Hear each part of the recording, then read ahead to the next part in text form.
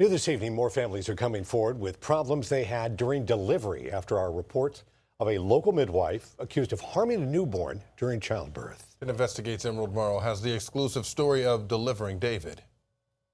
Throw it. Go ahead. Thank you. Okay. Timothy George is a doting dad with a big family. There we go. Nice. And he says his wife, Emily, Spray mom. No. is the glue that holds everyone together. Squeeze. But when she was preparing to deliver her fourth child, David, everything almost fell apart. Mama.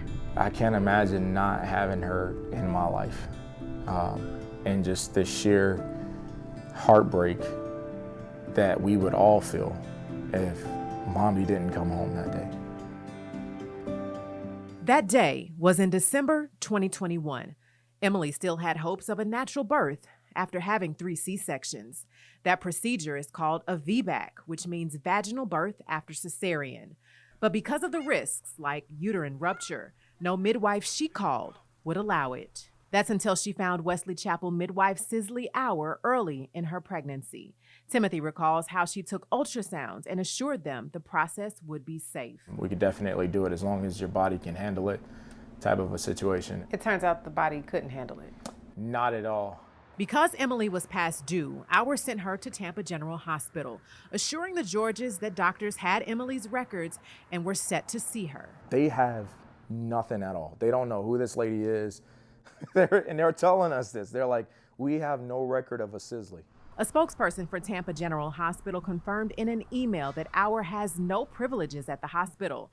The Georges also say that Hour never showed up for the delivery, only speaking to them by phone. And then during the FaceTime calls, she was clearly laying down on the couch. And it got to a point where I looked at my wife and I was like, why isn't she here?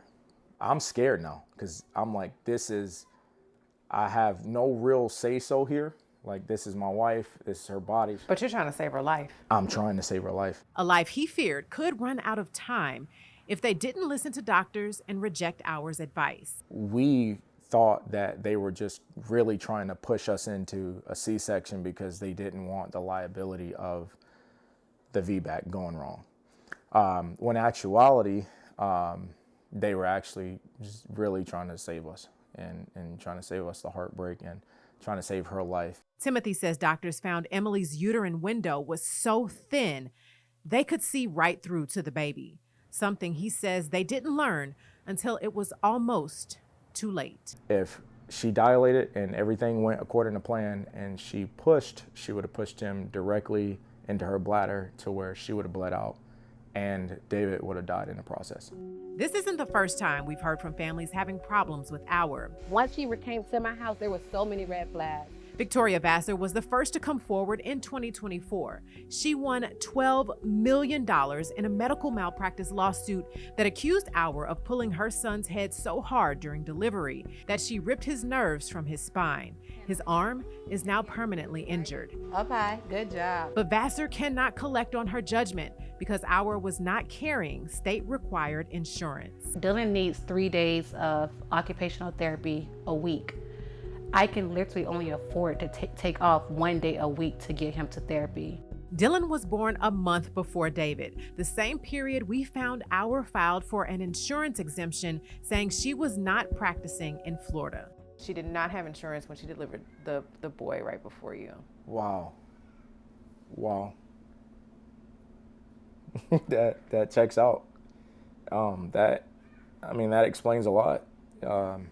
It explains why she never showed up to the hospital. The Florida Department of Health is now taking action against Hour, who after our first report appears to now go by the name Sisley Buchanan Gibb on her website and social media pages. This administrative complaint reviewed Vassar's case and could result in the state suspending or revoking Hour's license. And if I could tell anything to Sisley, just stop.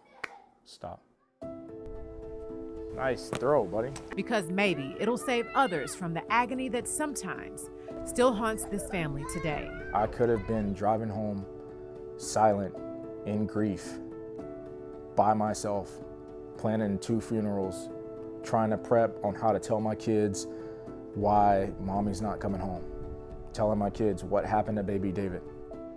Our has not returned any of our calls for this story, and as for the state complaint against her, she should have a hearing in the coming months. And of course, we will let you know what happens. Emerald Morrow, 10 Investigates.